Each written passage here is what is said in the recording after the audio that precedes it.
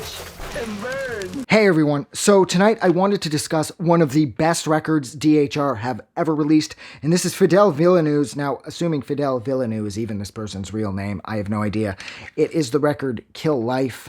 Now, this, like I said, this is one of the best albums DHR has ever put out. This Fidel Villenueve he's assuming it's even a he's outdone himself on this.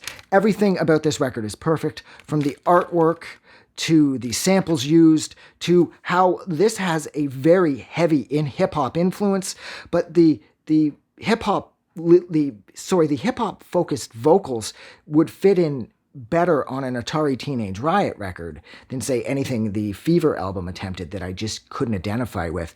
The hip-hop vocals on here sound a lot like anything you'd find on Anarchy 999 or like Your Uniform Does Not Impress Me.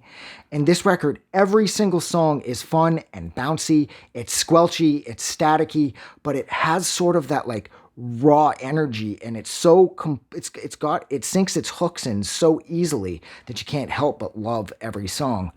My only real complaint is that this record isn't nearly long enough.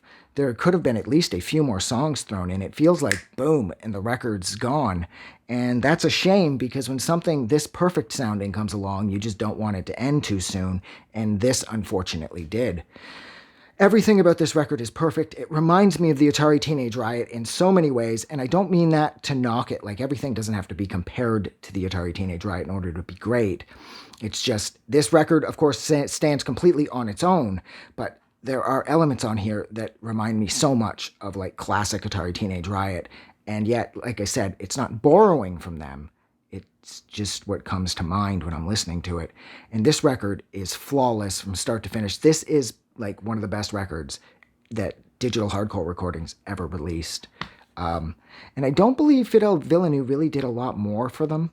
I think this is his only full length, and that's a shame, because this individual definitely had a lot in their tank, and they had a lot to say, and they had a real understanding of the mechanics of songwriting and song structure and how to manipulate samples creatively, not overuse them and not make them too overbearing, not to the point where like you're being like bludgeoned to death by the music on here.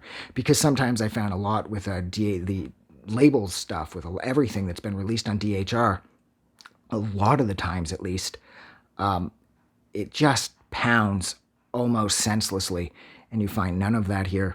This record is fun, it's catchy, it has a point, it has a lot of focus. It's just a little on the short side, and I suppose that's my only real complaint. This record is amazing. Kill Life is, ironically enough, it's filled with life, and it has so much going for it. And this is like one of the best records I've ever heard, and it just reminds me of so many other awesome things that, I mean, I could talk about this record all day, but eventually it would just start to get really redundant, so I'm going to stop now. So thank you so much for hanging out with me while I discussed Fidel Villeneuve's only full-length, I believe, for DHR, and that is Kill Life. If you like this review, don't forget to do something nice for somebody, and I will see you guys soon. Have a good night.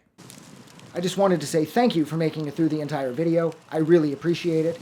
And I'm going to remind everyone one more time, even though I've probably already done this in the video that you just watched, to please click the like button as well as the subscribe button, because it helps this channel grow. And thank you for hitting like and subscribe, and we will see you guys really soon.